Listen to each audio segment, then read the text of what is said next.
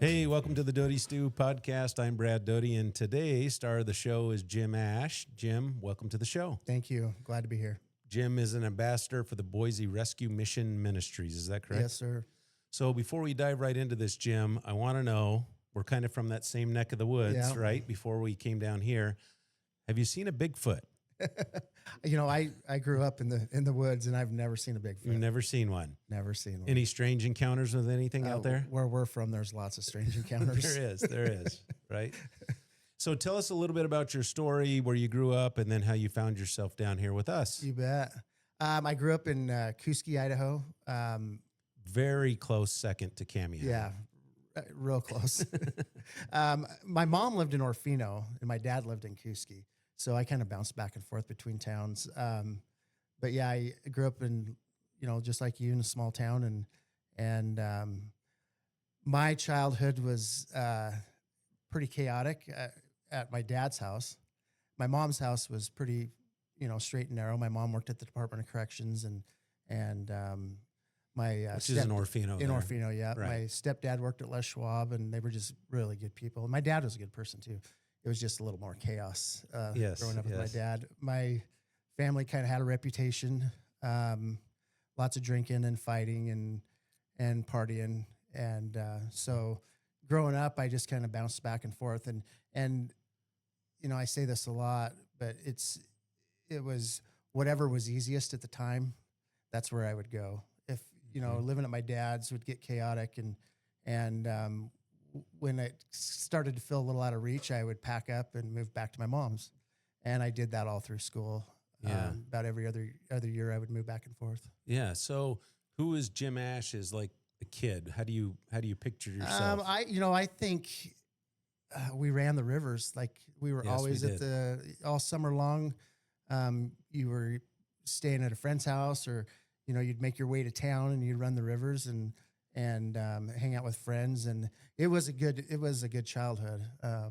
We spent a lot of times in the mountains too, and fish and hunt. And, I look back at that time now and just think about how fortunate I was to grow up in that area. You could go. They just cut us loose. Yeah. You could go hunting or fishing in the morning before school and hunting in the afternoon. And that's when you could have rifles in the vehicles at the high school parking lot. We all had a rifle, yeah. Yes. Rifle and a fishing pole. I remember when they would bring the fish from Doorshack and they'd take them up the South Fork of the Clearwater and dump them off. Our windows in the high school faced the highway. So we would see those trucks drive by, and it was like the whole school emptied out and all the guys run to their pickups and we'd chase that truck up the river to catch fish. Yeah. It was good. It was really good. And somewhere along the way, yeah, something changed or became more significant than it had been. Yeah, for sure. It was the drinking. By 14, I was, 8th grade, I was hanging out with the high school kids. Excuse me. And we really didn't have a lot of choice. There wasn't a bunch of us around the area. So I was drinking. And at my dad's house, my dad owned a bar, and he spent a lot of time there. And you not a lot of sharing the supervision. name? I'm trying to remember. The Selway Bar. Okay, yeah. all right. And not a lot of supervision. And so I started hanging out with the high school kids and drinking a lot. And then I would say by my freshman year of high school, I was an alcoholic. I didn't drink before school, but there was a lot of times I stayed up all night drinking and then went to school. Yes. But, thinking back now, a lot of the teachers had concern. Well, I had a wonderful principal, Dave Snodgrass. The only reason why I made it as long as I did in school. He was a great, he worried a lot about us. Shout out to Dave then, right? Yeah, for sure. And, but I was drinking every weekend and fighting. That's kind of the way we grew up. And I was in a fight almost every single weekend all through high school. The first time I ever, there wasn't a lot of drugs that I remember. We had the potheads, but I didn't remember a lot of drugs in high school. And then when I was 16, my dad and I and some of his friends went on a hunting trip. And I remember we stopped in Harpster at this house, and my dad went in, and we all waited in the rig. I didn't really even know what was going on. Didn't think nothing of it. we get going up Lightning Creek, and they pull over and they get out, and the guy asked my dad how many lines he should chop up, and my dad said 5, and he'd split his with me. And I thought it was, at first I thought it was like a setup, like he was going to see what I was going to do or something. Right. But then he snorted his and he handed it to me, and I snorted mine. And I was 16 years old. That's the first time I ever did drugs. And that's hard, right? Because our parents' influence us so much. Yeah. And I looked up to my dad with I wanted to be just like him. Yeah. Do you think that was your defining moment? Like when you thought? For drugs, it was. I never did drugs with my dad after that. But I learned a lot of things that my dad was doing that I didn't know about, that really nobody knew about. But yeah, it definitely changed. And I didn't become it was the best feeling I ever had in my whole life up to that point. Mm-hmm. And I loved it, but I was scared of it. And what type? It was meth. Oh, it was meth. Yeah. Okay. And so Not a very clean drug. No. And we had a biker clubhouse back in Stites at that time. And we had a house in Stites, which is a little small town right outside of Kuski, very small. And there was a biker clubhouse there, and my dad was pretty good friends with a lot of those guys. And but anyway, I didn't really go down that drug path quite yet. Then it was after I graduated from high school. I moved over to Portland, and I would say within a few months of being there, I was doing drugs a lot. Regularly? Yeah. Daily? Mostly weekends. So I'd drink all week, but on Fridays we'd get our paycheck and go buy some, Right. and then we'd do it all weekend until Sunday, and then we'd feel like crap Monday and Tuesday, and then that just kept going and going and going. And I was like that for me. Sorry. It's okay. For a lot of years, actually. A lot of people didn't know that I did drugs. I think they all wondered why I was able to party a lot longer than them. Yeah. But I hit it pretty well. But eventually it became something that I couldn't hide anymore. Mostly in my 20s, it started that way. Then I ended up moving back here to Boise, where my mom had transferred down here. My mom was a warden at the prison at that time. And so it was like two That's different interesting, worlds right? that I lived in. Yes. You know, my mom was in law enforcement and my dad was the opposite. And I met a woman here in Meridian, and we ended up having twins that are 20 years old now. And they were born in October. And I had started to get clean then. I was working at Les Schwab doing pretty good. And then in December, the end of December that year, my dad died. Had a heart attack at 47 and passed away. And, they didn't test you for overdoses and things like that back then. In the back of my mind, I wonder if that had something to do with it. I know his lifestyle definitely did. He had tried to quit several times leading up to when he finally died, but he was just not able to. So as you were moving through that, then at some point you realize I'm at a rock bottom. Yeah. Well, it took another 10 years probably. But at that point, I really lost control of everything. I ended up getting divorced right after my kids were maybe three or four. But I was just very, very chaotic life. Drinking, trying to hide my drug use from my parents and my then wife. She ended up divorcing me. She caught me snorting diet pills off the coffee table one night. Yeah. And divorced me. And she always wanted the kids in my life, but she didn't want them in my life if I was using. So we always stayed in contact. I would go through bouts of sobriety, but I never would really figure it out for very long. Usually I was in trouble with the law, so I would do good while I was on probation or something like that.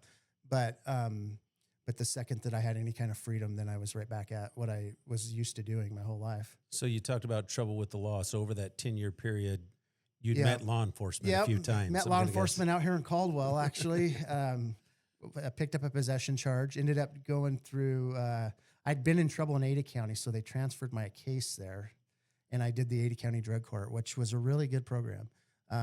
It definitely changed my life for that time that I was in it.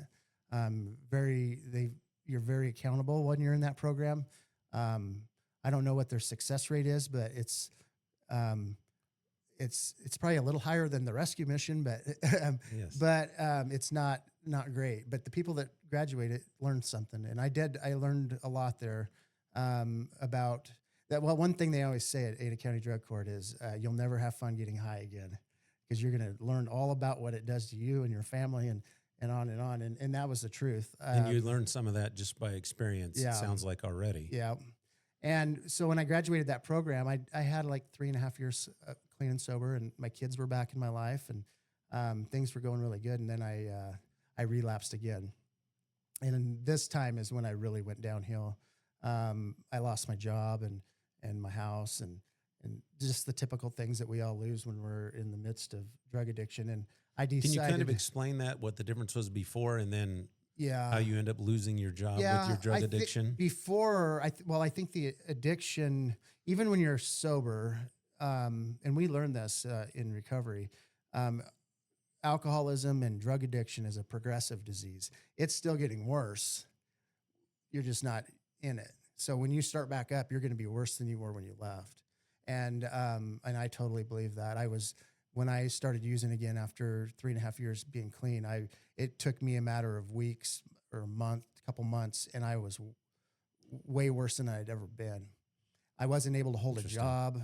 Then it became one of those things where all you're thinking about is your next high, and how are you going to make enough money to buy more stuff, or how are you going to make enough money for a hotel room? There's a whole, which causes crime, right, in our society, not just you, but for sure. And there's a whole, and you know this, but there's a whole other world in this valley that people don't know about. You know, that world of drug addicts living in hotels and checking out that morning and then going to make enough money to get another hotel that night. Yes.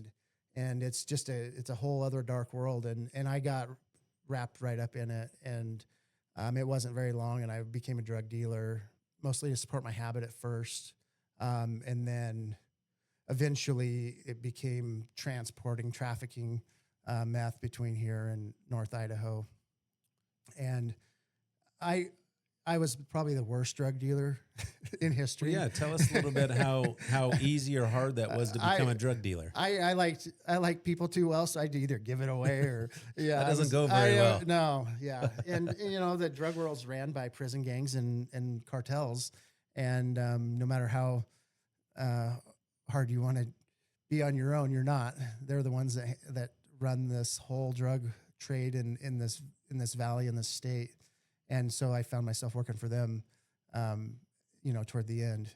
And it was a kind of world that I hope my kids or any kid never has to experience. I'm grateful that I was able to experience it and live through it and get sober and then be able to help other people. But it was definitely not fun. And if you don't want to talk about this, you kind of alluded to it. You've had some tragedy. In your life, right? Yeah, my brother, and that's happened while I was in sobriety. My brother passed away from a fentanyl overdose in 2022, and then I have two cousins that have died from fentanyl overdose.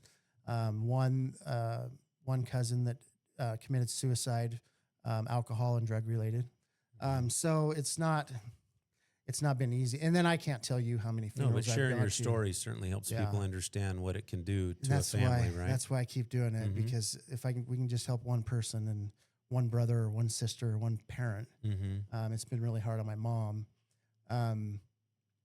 But, I found myself here in Nampa toward the end of my using. I want to back up just a little bit. I had this gal, her name was Jan Bonner. She lived in Orfino.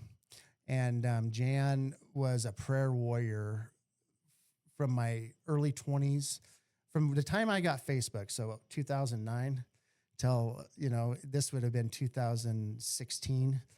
She would message me almost every day, sending me prayer scriptures or just uplifting things to try to lift me up.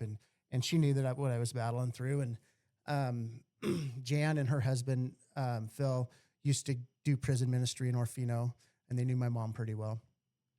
But she was just a warrior for me. And toward the toward the end, last 6 months of me selling drugs and using, I was at a hotel in Nampa, the Super 8, fancy Super 8. Yes, yes. And I had a lot of drugs on me. And I had another couple and another gal with me, and I was just really paranoid from the drug use, and I just felt something was going on, and I ended up doing a late checkout, looking, and there's nobody in the parking lot, so I just paranoia. Yeah, paranoia. So I sneak out, and I'm getting into my pickup or my vehicle, and I hear my name, and I recognized his voice immediately. I hadn't seen him in 20 years. And it was Ryan Bonner. It was Jan's son. And Ryan is a Nampa PD police officer. And at that time, he was on the task force for the drug task force. Mm-hmm. And he's looking to see if you turn that head to the name, right? Yeah, and I knew he was a cop, but I didn't know he was a part of the drug task force or a liaison with the FBI or anything like that. And so I went over and I started talking to him, and we're talking about our family and this and that. And I'm like, well, why are you here? And he's like, oh, I run license plates now and again, and I just seen yours, so I thought I'd say hi. And it just threw me for a loop. You know, I didn't know if it was a God moment or if it was a warning or what it was. But I know I got in my vehicle and I drove to Ontario, and I got a hotel room, and I stayed there. So it was just an innocent contact with you? Yeah, I think so. I think it was a God moment. Okay. Ryan and I are friends, and we talk quite a bit now. Mm-hmm. You know, we're often enough, and he's a great guy. But it was a chance meeting that just kind of completely changed my trajectory of what I was doing. That was your moment. Yeah, that was the final trip I made. Well, I didn't make north. I didn't deliver. So someone came knocking, I'm going to guess. They never did. Oh, they never did? Never did. I end up, that hotel, and then I come back to Nampa. I was living in 24/7 storage over off 11th Avenue. And it was bad. In a storage unit? In a storage unit. Yes. Snowmageddon. And I thought I was going to freeze to death and die. And it was horrible. And I wanted to die. And I got some meth, and I thought, I'm just going to put as much into me as I can. I've become an IV drug user by then, and I'm just going to end it. I'll fall asleep and I won't wake up. And I loaded the syringe with as much as I could put in it, and as stout as I could make it, and it froze. It was so cold outside, it froze. Another intervention. Yes. And I remember just crying out to God, like, please, Lord, just if you're real, let me die or help me. And when I departed from Ryan there at the Super 8, he gave me his card, and on the back of it, he wrote a pastor's name, a website, roncarpenterjr.com. And he told me to check this guy out.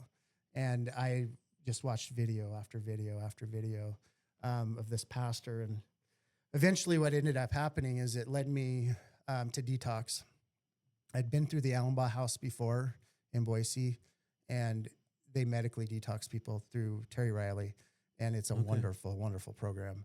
You have to be from Ada County, but if you're homeless, just lie. Say you're from Ada County, because you don't really have a house anyway. That's true, I guess. And so that's what I did is I got a ride down there, and I went in there and I started medically detoxing. And I was bad. I was very paranoid,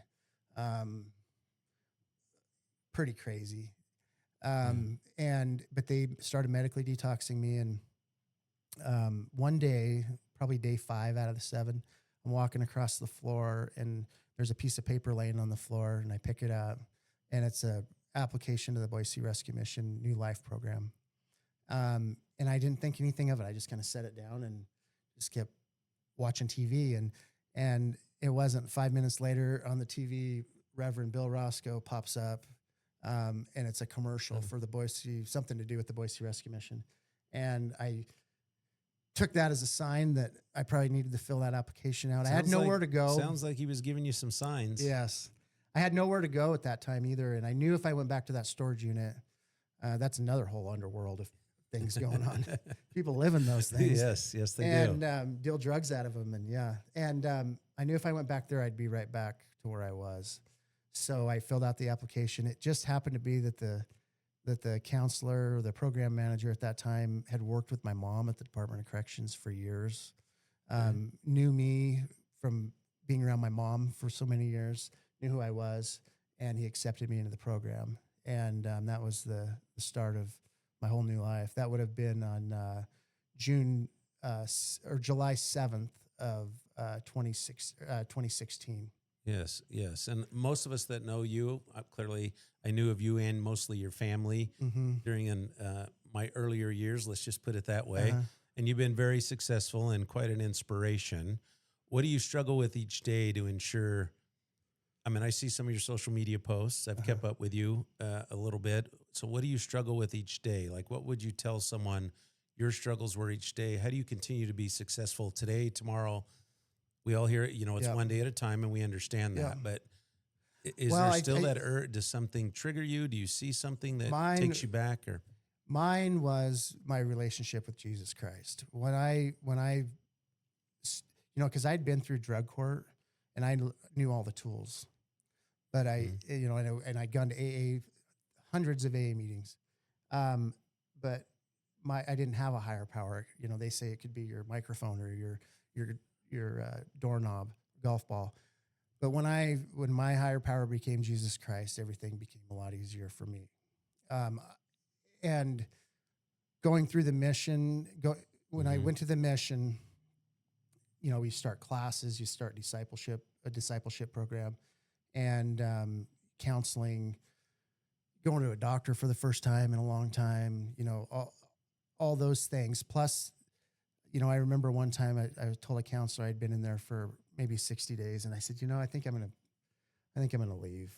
Right, you feel like you're good, right? Yeah, I need to get back to work. I need to take care of my kids. I need to get a house. Being here is just keeping all that from happening. And he started laughing at me, and he said, Jim, when is the last time you did any of those things? Give us another 10 months, and I promise you your life's going to get better. Yeah. So I think there's different stages. Back to your question, I think there's different stages. People that were like me that are on the streets, you need to just give it all up and let somebody else show you how to do it. The people that are not maybe over that hill yet, start hitting meetings, start learning about what's going on, and deal with, what we do in AA and Celebrate Recovery is we go through the 12 steps of Alcoholics Anonymous. Celebrate Recovery does it a little different. They're the same steps. We just have biblical comparisons that go along with it. And we start dealing with the stuff from our past that's keeping us from having a good day and a good future. Was it hard to be truthful with those asking most of us are pretty reserved, right? Yeah. We don't like to share with just someone we're just meeting. Yeah, so, I think it is. It's hard, but once you the Celebrate Recovery that I help run and I'm the ministry leader of, our leaders are open books. And like me talking to you right now, I'm an open book about anything in my past. And I think that opens the door for people to trust you and to open up as well. And none of that healing happens until a person opens up and shares it with another human being, shares it with God, and then moves past it. Right, and you build up to that, and that's how you rebuilt the trust, is you're open and honest as well. Yeah. Must have been quite a struggle, though, at those first few moments. Yeah, especially when you come from the streets. I mean, you don't trust anybody. Yeah. And you're still getting over that paranoia, right? Yeah. And I think the rescue mission has a wonderful, I don't know, I wish I knew their exact recipe. And it's Jesus entwined in there that's made it so good. But I lived in a homeless shelter for a year, and I never felt that way. I felt like I lived at home. And they have a good way of, in that New Life program that I was in, you're in a separate floor of the the building, so you're not around the people that are living on the streets as much. But they have a really good way of making you feel at home, and then just building trust. And once that trust is built, that's when people start to open up. And now you've been sober for how long has it been now? 9 years this next month. Yeah. 9 years. Did you have a mentor? Sounds like you've listed a few people there, but is there someone that really, other than of course the Lord, is there someone that really came forward to you and led you down Yeah, there's a few people. John Dingledine, who has nothing to do with the rescue mission. He's just a godly man that would come in and play music, and he was from right here, I think in Caldwell or Nampa. But John was a huge part. And then Matt Hunt, who's a counselor at the mission, passed several different pastors. Nick Duffel, Steve Moore from Timwell Christian, huge influences. And then now, you know, I still have mentors that I try to follow. You know, as life gets busier, it's hard to do those things, but I think it's so important. What I've learned to stay sober for 9 years is the same thing that I was doing at 1 month sober, I still try to do now. I have the same routines that got me sober. I still use those routines now. I go to Celebrate Recovery every week. I meet with my sponsor. I go to church every week, and then I help other alcoholics and drug addicts. And I think that's our, you know, our 12th step is giving back. And I think that's what continues to keep me sober. It holds me accountable. If I was to fall, people would know in a heartbeat. Yeah. And that helps keep me accountable. Have you ever fallen off that wagon? You mentioned once before, like you got sober a little bit, but I'm talking about once you decide to make a life-changing decision. No. You've been no, good. and I haven't even been tempted. Like, and I was a full-blown alcoholic drug addict, right. like IV drug user. And you still go out in society where people are using alcohol. Yep. Especially the alcohol stuff has been more and more as, you know, as I get sober and, you know, go to different functions and weddings and things like that. Doesn't bother me not at all. I always joke around that, especially with my wife, that when I get to heaven, I'm convinced that the rivers will be Coors Light and I'll be able to drink, and because there's no sin there and there's no drunkenness, and so it'll be allowed, but I don't know. Well, maybe it's a dream, right? Yeah, that's good. But that'll get me through this life. Yes, yes, for sure. And no, I don't. I do the only issues that I have about drugs and alcohol now are dreams. I dream. I've been praying a lot about this lately. It's for years. It's a couple times a week. Lately, it's been even more than that. And I don't know. Do you envision yourself as you were, or? Yeah, it's more of a chaos, anxiety-driven dream. A lot of times I don't actually use. It's just the trying to get to that point, like trying to get into a room where there's nobody at so I can do it, and then it just never pans out. But yeah, and I don't know. I think a lot of that's PTSD from just the chaos and the crazy life. The brain's a crazy thing, right? Yeah.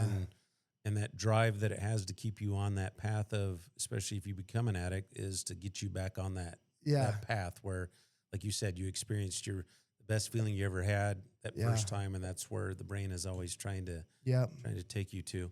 Yep. Let's talk a little bit about your time at Boise Rescue Mission. You found the pamphlet on the floor, but can you talk us through the process in case someone else is listening that maybe is looking? You bet. And that's I would tell people, you know, reach out to me on social media or just call the Boise Rescue Mission if you're needing a place to go. You know, I came in on a Friday. Most of the staff had gone for the day, but the guys that were in the program just rallied around me and started to show me around. I went to the lighthouse back when the lighthouse was open. It's now going to be a women's and children's shelter. They're going to end up moving, I think, over there. It's a big facility. It's really nice. It's over on 16th Avenue. But now the men's program is down in Boise. But so the guys kind of rallied around, showed me around, and you're kind of in a blackout that first month where you're not allowed to. Did you go in there high? Nope. I went in there straight from detox. Okay. I drove from detox straight to there. So I'd been sober for 7 days. Okay. But I was still paranoid for sure. I think it probably took me a year to get over paranoia. But so then that first night, back then, 10 Mile Christian had Celebrate Recovery. That first night we went to Celebrate Recovery. And that was, I'd been before, but never because I wanted to go. I had to go get a green card signed for my judge or whatever. But we went there my very first night, and then that weekend, not a lot of staff around, so you're just kind of, you know, doing chores, doing stuff, getting used to the place. and then you're serving the homeless, you're cooking for them, you're cleaning up after them. But then, once Monday rolled around, we start classes, and they keep you really busy. You're either doing chores, or you're doing classes, or you're doing service work, and that's pretty much how it was. When I was in the program, it was a lot smaller, of a lot of fewer guys, so we did a lot of chores. But it was what I needed. Some more people in here. It was what I needed for sure. Yeah, you got to have something to stay busy. I'm going to guess. Yeah, we did a lot of classes, and then in those Can you classes, come and go freely? No, Okay, so you have to commit to. Yeah, you're there for a year. There's 4 phases of the program. First phase, after the blackout, you can leave for like an hour on a Sunday or a weekend. No work, nothing like that. After you phase up, then it's a few more hours, and then by the time you're in phase 4, you can leave overnight. Well, eventually you got to get there, right? Yeah, and that's what they end up doing. They end up, you slowly work to that point. Then you get a job. They help if you don't have a GED, you get a GED. If they'll help you get into school, all kinds of different opportunities there. And then from there, they don't just like kick you out. They have transitional housing. They have apartments over on the boulevard. They've got lots of different stuff downtown in Boise. And I ended up moving into the transitional housing for a little while. Then I bought a motorhome and moved out to Caldwell and on a farm. And then my life just kind of has just been getting better and better and better. Yeah. And you're still serving there? Yep, still serve at the So Ministry. You run the men's group? Celebrate Recovery I do. So we Celebrate Recovery. I started one out in Middleton, helped start one out in Middleton at a church there. And then when I met my beautiful, amazing, wonderful, perfect wife, who's never even seen drugs before, I don't know what she was thinking when she decided to date me. But when I met her, we ended up getting married, and I moved to Cuna.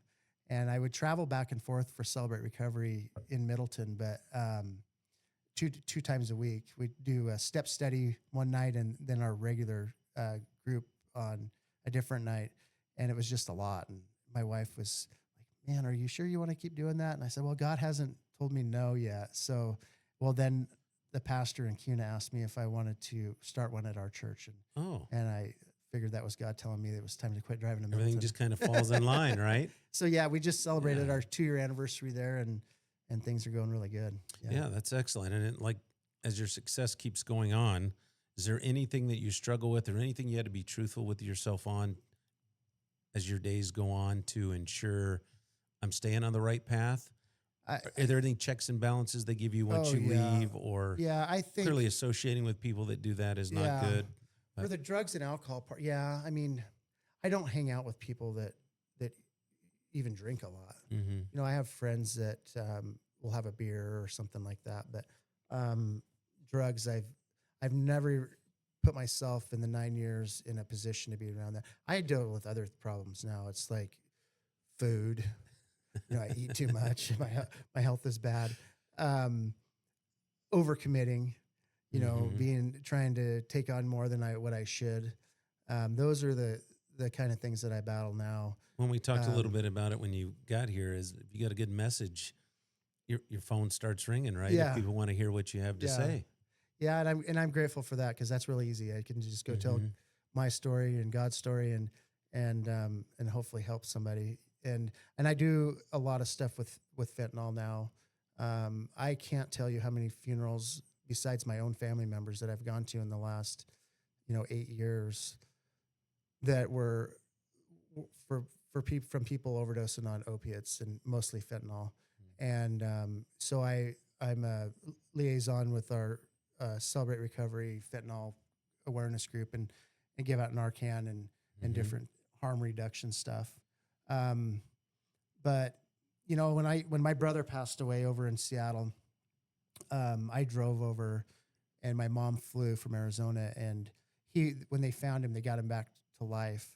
And it was at a bus stop in front of a day work daily workplace, that he had fell over in the street, and it was about 4 a.m. Well, they found us that evening, and I drove over there, and I remember after I seen him, I went outside, and there's a parking garage there where the helicopter lands, and You're at the hospital. At the hospital, yeah, and I walked out there on that parking garage, and I was looking over at the city of Seattle, and I can see the football stadium, and it's beautiful, and the baseball stadium, and the sound.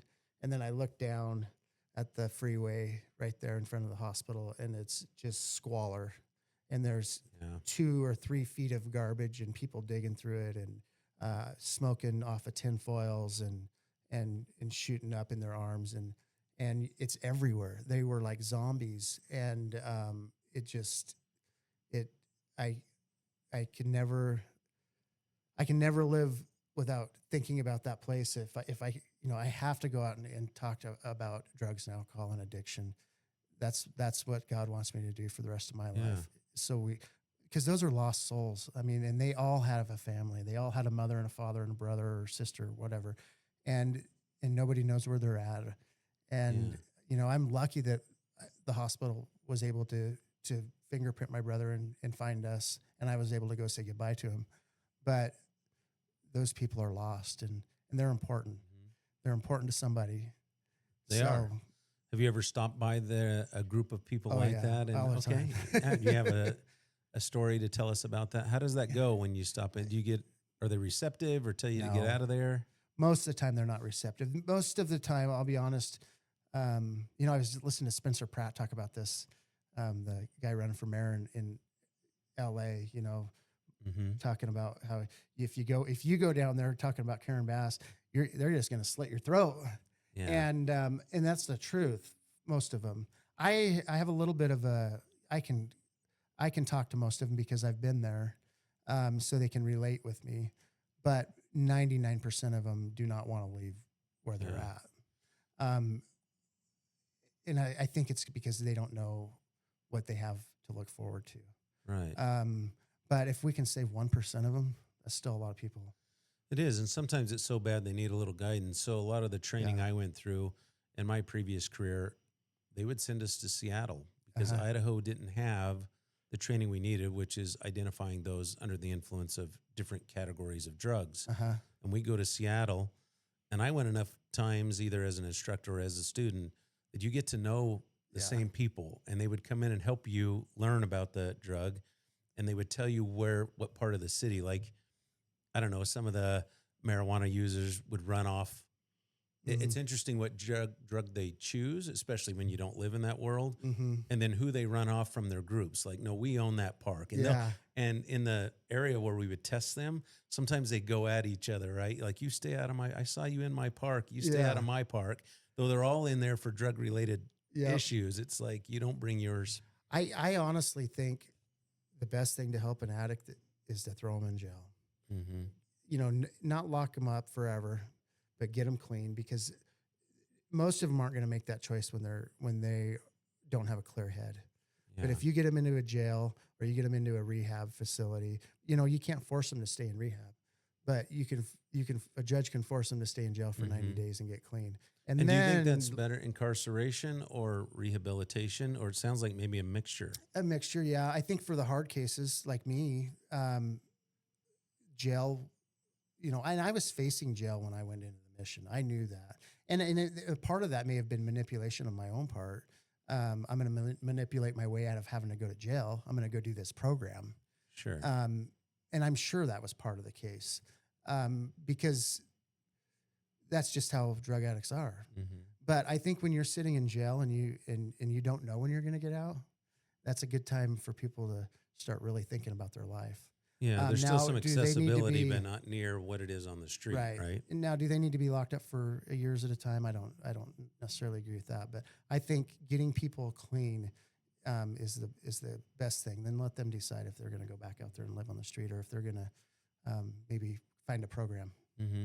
And I think, like what you're talking about, by locking them up, they're stuck. They have to stay in jail, and maybe they can get sober enough that they can realize to head down the correct path, right? If they're just arrested and they're blacked out or out of their mind, and then they're just there till the morning, and then we kick them back out again. They never really see themselves. Now they're depressed even more because they know they're facing charges, and I can't tell you how many people I knew that would get busted for drugs, and then they would get bonded out by their drug dealer buddy, and then they would go in deeper because now they've got they got to get out of the hole that they're in. Right. So when you were at the rescue mission, you had a court appearance coming up, or I actually went and did some jail at Grangeville. They just let you take a leave of absence. It's funny.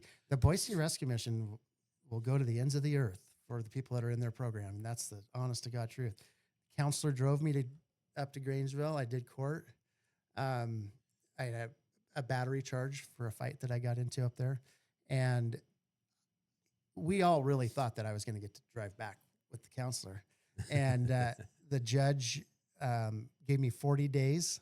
He must have remembered you. Oh, yeah, he remembered me. Yeah, and thank God. You know, he's retired now. It's Fitzpatrick, I think. Yeah. But yeah, thank God he did what he did. You know, but then after that, he sentenced me to the part of my probation was to finish the program, and the rescue mission asked for that. Yes, that's great though. And then the rescue mission couldn't find anybody to drive up and get me, so they sent me a bus ticket, and I took a bus ticket, straight back to the mission. Mm-hmm. Yeah, that's very good, very exciting. Yeah. Is there anything else you want to share about the Boise Rescue Mission? Just, you know, especially if you're a woman with kids, you know, it's great to talk about. They have services for that too. So many, and I see so many people begging for money on Facebook, or they're living in a camper, or, you know, and they're dragging their kids all around. They're living in a car. They have beds and, you know, places where your kid gets to stay with you. They actually just opened up the Next Step program, which was an old nursing home that they've turned into like apartments. And they have staff on site. They cook there, everything, where families can be together. So instead of, you know, driving around with your kid, and, you know, we just had that happen at Walmart. What was a couple of years ago, where the car burned up and killed the kid because their heater caught on fire. You know, the women and children's part of the rescue mission is amazing. And those kids, you know, I know so many kids that they started in that program, and the rescue mission stays with them. They take them on trips for college trips, and there's kids going to college from help through the mission. They have lots of services. So yeah, I definitely recommend that. And then if you're just wondering if maybe you drink too much, or Celebrate Recovery, we do more than just alcohol and drugs. It's, you know, if you're battling depression, or you're battling codependency, or whatever issue you may have, we can apply the 12 steps to help you with that. We meet every Tuesday at Anchor Baptist Church in Kuna. We have free dinner at 5:45, free childcare, and then at 6:30 we dive into a message on one of the lessons, and then after that we do small groups where the men go with the men and the women go with the women, and so we do that every Tuesday. You look up on the Celebrate Recovery locator online, and there's a Celebrate Recovery almost every day. I think Sunday's the only day we don't have a Celebrate Recovery in the Valley.